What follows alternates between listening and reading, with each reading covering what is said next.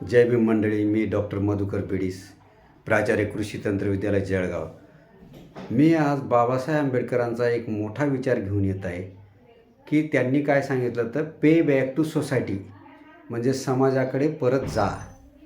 याचा अर्थ काय की आपण पहिले खेड्यापाड्यात शिकत होतो, खेड्यापाड्यातून आपण शहराकडे जातो आणि आपण शिकल्यानंतर म्हणजे काहीतरी ग्रॅज्युएट होतो, बी ए होतो, एम ए होतो, पी एच डी होतो, किंवा एम एस सी होऊन पी एच डी होतो, किंवा इंजिनिअरिंग करतो 12वी सायन्स बी ई 12वी एम बी बी एस होतो, डॉक्टर होता, इंजिनियर होता, वकील होता.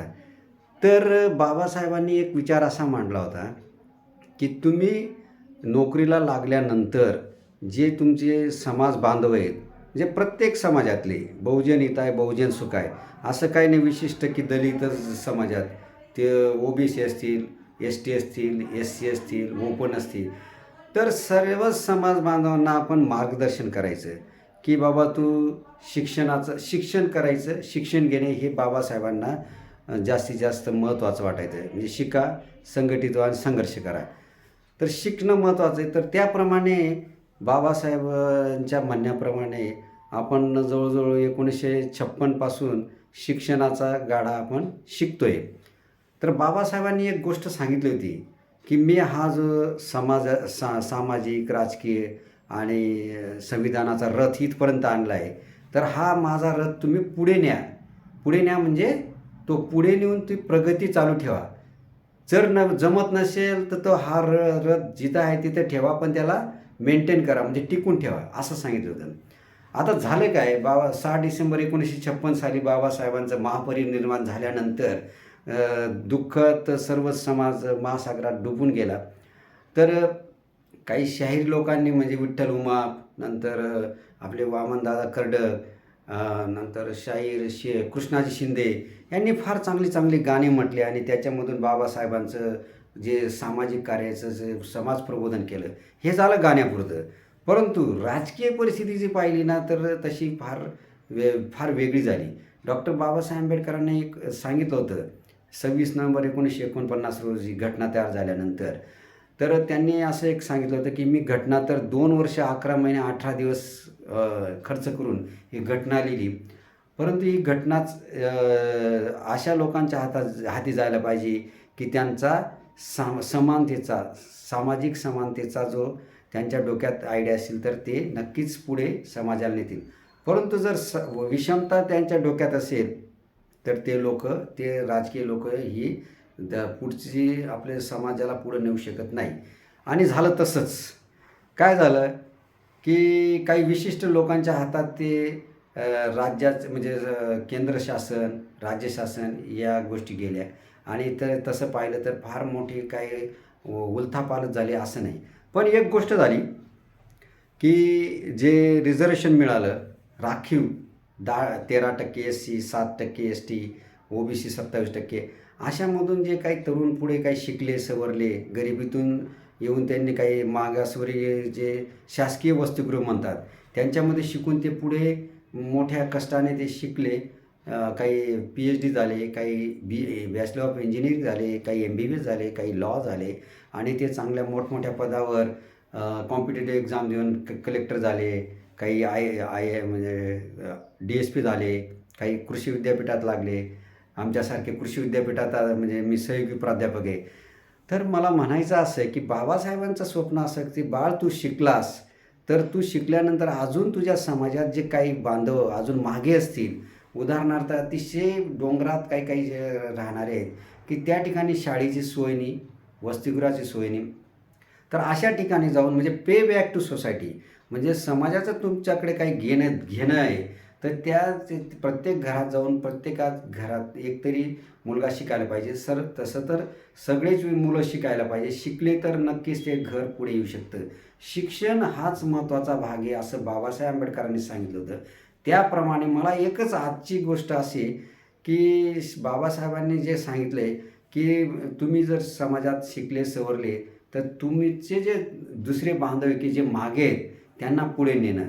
तर आजचा मला विचार एकच सांगायचा डॉक्टर बाबासाहेब आंबेडकरांच्या धर्तीवर की जी मंडळी चांगले क्लास 1 क्लास 2 अधिकारी आहेत किंवा शिक्षक असतील ते रिटायर्ड झाल्यानंतर घरी बसण्यापेक्षा ते त्यांनी बाहेर यावं आणि संघटित व्हावं. आलं लक्षात? शिका, संघटित आणि मग संघर्ष. तर संघटित होऊन आपल्याला काय करायचं, संघर्ष नाही करायचा. तर जे मुलं काही काही ठिकाणी शिकत नाही त्यांना शिकण्यासाठी प्रोत्साहित करणे हे आपलं काम आहे. तर अशा प्रोत्साहित केलं, त्यांना मार्गदर्शन करणे, वेळ आली तर थोडीशी आर्थिक मदत पण करणे.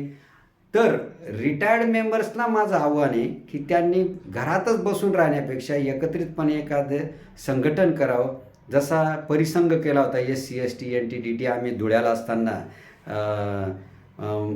शशिकांत दैठणकर हे त्यावेळी कलेक्टर, रिटायर कलेक्टर आले होते आणि मोठा कार्यक्रम झाला होता. तर तशा पद्धतीने SC ST NT DT OBC यांचा परिसंघ करून आणि जे मुलं आहेत त्या की जे गोरगरीब आहेत त्यांना मदत करून किंवा काही वसतिगृह काढा. वसतिगृह की जे चालतील असे, ते बंद पडतील असं नाही. काही काहींनी वसतिगृह सुरू केले, काही दिवसांनी बंद पडले, तसं नाही. त्याचं कंटिन्युटी पाहिजे. तर अशा पद्धतीने आपल्याला काय करायचं आहे की रिटायर्ड लोकांनी, सुशिक्षित लोकांनी, जे बौद्धिक लोक आहेत, MSc PhD BE engineering MBBS medical officer, doctor, engineer, वकील, कृषी शास्त्रज्ञ यांनी एकत्र येऊन जर आपलं जे इंटेलिजन्स आहे, जो बुद्ध्यांक आहे, हा जर वापरून त्या बुद्ध्यांकाचा उपयोग आपण जसे डेव्हलप झालो, IAS झालो, IPS झालो, DSP झालो, कलेक्टर झालो, कृषी विद्यापीठात कुलगुरू झाले, तर या लोकांनी पुढे यायला पाहिजे. घरात बसू नका. तर यांनी एकत्रित येऊन काहीतरी कार्य करून आपण एकत्रित संघटन करा, एक मीटिंग घ्या, बैठका घ्या. दर रविवारी एकत्रित येऊन आपण समाजासाठी पे बॅक टू सोसायटी म्हणजे खेड्याकडे जायचं, आपल्याला शहरातून खेड्याकडे जायचं आहे. आपलंच गाडीचं पेट्रोल खर्च करून त्या गाड्या नुसत्या काय पर्यटन स्थळाला जा तुम्ही, पण इकडे पण या एक दिवस. अशा पद्धतीनं जर केलं आणि त्यांना काय करायचं, शिकण्यासाठी प्रोत्साहित करायचं. नंतर काही मुलं काय म्हणतात, शिकून काय होतं बा, आता एवढे स्पर्धा आहे किंवा काही नोकऱ्या लागत नाही. तरी नोकऱ्या लागत नाही तर त्यांना व्यवसायाकडे न्या. व्यवसाय कसा, छोटासा एक पोल्ट्रीचा व्यवसाय, कृषीचा व्यवसाय किंवा छोटे मोठे जे आता भरपूर पंतप्रधान रोजगार योजनेमधून काही रोजगार करू शकतात. निदान तो फॉर्म कसा भरायचा, त्याचे काही इंटरनेट कसं चालवायचं, इंटरनेटचे सुद्धा गोष्टी आपण शिकवायला पाहिजे. आपल्याला येतं ना, तर त्या गोष्टी त्यांना शिकायचं. कारण की आपण ज्यावेळी शिकून PhD होऊन नोकरी लागलो, कसे लागलो, हे त्यांना शिकवायचं. फक्त एवढंच करायचं आहे.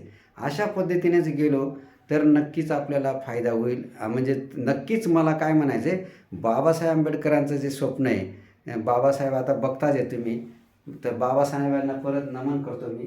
आणि नक्कीच बाबासाहेबांना नमन करून माझ्यापासूनच सुरुवात करतो. आणि आपण नक्कीच याल. मी अजून नोकरी करतो, परंतु रिटायर्ड लोकांनी घरात बसण्यापेक्षा जे गोरगरीब मुलं आहेत, म्हणजे सर्वच समाजातले, बहुजन हितान बहुजन सुखाय, फक्त त्यांना मार्गदर्शन करणे आणि शिक्षणासाठी प्रोत्साहित करणे.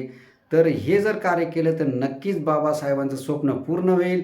आणि मंडळी, आपल्याला राजकीय गोष्टी करायच्या नाही किंवा काही नाही, फक्त सामाजिक गोष्टी, की समाज कसा सुधरेल, प्रत्येक समाजातील घटक, काहीचे मुलं जे सुधरतील आणि नोकरीला लागतील. आपल्याला नोकरीच काय, पण व्यवसाय पण कसा करायचा, इंटरनेट कसं चालवायचं, ईमेल कसा चालवायचा, पासवर्ड काय असतो, ID काय असतो, हे त्यांना शिकून त्यांना पार जगाच्या पलीकडे आपण सिंगापूर, ऑस्ट्रेलिया, बँकॉक तिथंसुद्धा पाठवू शकतो. तर अशा पद्धतीने आपल्याला काम करायचं. तर आजच मी बाबासाहेबांना नमन करून आपण आजच सुरुवात करूया. जर ज्या मंडळींना इच्छुक असतील तर त्यांनी मला संपर्क साधावा. 9850 77 82 90 माझा फोन नंबर आहे. आणि 8780 03 64 14 हा सुद्धा फोन नंबर आहे. तर अशा पद्धतीने तुम्ही कॉन्टॅक्ट करा.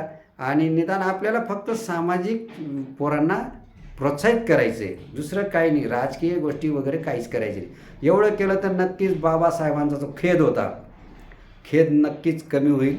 आणि बाबासाहेबांना म्हणजे ते आपण काहीतरी पे बॅक टू सोसायटी, आपण बाबासाहेबांना जे त्यांनी जे सांगितला होता कानमंत्र, की मी हा रथ इथपर्यंत आणला तर तो पुढे पण न्या तुम्ही. आपण फक्त काय केलं, स्वतः पुरताच ठेवला तो रथ, पुढे आपण समाजाला नेलेलं नाही.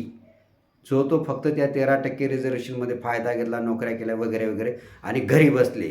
आणि घरी बसून काय, डायबिटीस लागला वगैरे वगैरे, अमुक आजार लागला, डायबिटीस बऱ्याचशा व्याधी लागल्या, कंबरदुखी, पाठदुखी वगैरे वगैरे. त्याच्यापेक्षा हालतं फिरतं चालतं फिरतं राहिले आणि तुमचे विचार, तुमचं जे सेवा केलेली त्याचा मुलांना फायदा द्या. नक्कीच बाबासाहेबांचं मी असं जर केलं तर प्रत्येक घरातून एक जण जरी परत अजून पुढे आला, तो एक घर पुढे आणल्यानंतर त्याची जी पूर्ण पिढीच पुढची जनरेशन ते पुढे जातील आणि बाबासाहेबांचं जे स्वप्न होतं पे बॅक टू सोसायटी ते नक्कीच सफल होईल. तर अशी मला एक सर्वांना आव्हान आणि कळकळीची विनंती आहे. जय भीम.